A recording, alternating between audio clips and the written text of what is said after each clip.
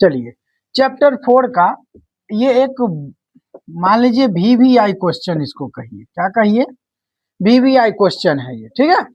देखिए भारत में लोकतंत्र कैसे सफल हो सकता है, भारत में जो लोकतंत्र है वो कैसे सफल हो सकता है। देखिए भारत में लोकतंत्र की सफलता के लिए नागरिकों की भागीदारी अत्यंत आवश्यक है। अगर भारत में लोकतंत्र की सफलता चाहिए तो उसमें नागरिकों का भागीदारी बहुत जरूरी है। अगर नागरिक यानी जनता अगर उसमें भागीदारी नहीं लेती है, अगर उसका कर्तव्य का सही से पालन नहीं करती है तो लोकतंत्र सफल नहीं होगी। तो देखिए हम लोग आगे जानते हैं कि किस प्रकार लोग अपना भागीदारी दे सकता है, ठीक है। तो कहता है कि भारत में लोकतंत्र की सफलता के लिए नागरिकों की भागीदारी अत्यंत आवश्यक है, जो कि इस प्रकार है। पहला क्या है कि प्रत्येक नागरिकों को मतदान करना चाहिए और अपने मताधिकार का जिम्मेदारी से उपयोग करना चाहिए।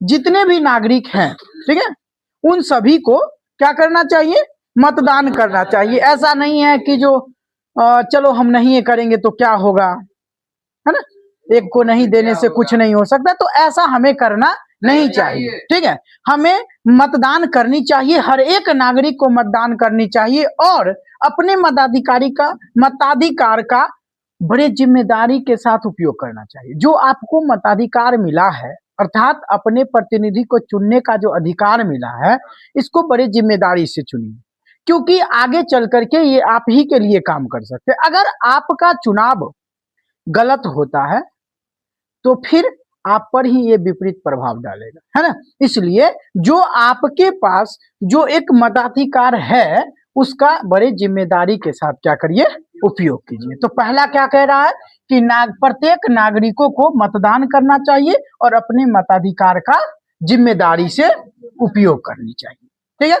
उसके बाद है कि शिक्षा का प्रचार प्रसार होना चाहिए, यानी लोगों के बारे में लोगों के बीच में, है ना, क्या करना चाहिए कि लोकतंत्र के बारे में उसे समझाना चाहिए, मतदान के बारे में समझाना चाहिए, है ना। यानी इन सारे चीजों के बारे में उनके पास प्रचार प्रसार करना चाहिए शिक्षा का, जिससे वो जागरूक हो सके और अपने अधिकार और कर्तव्य को समझ सके, है ना।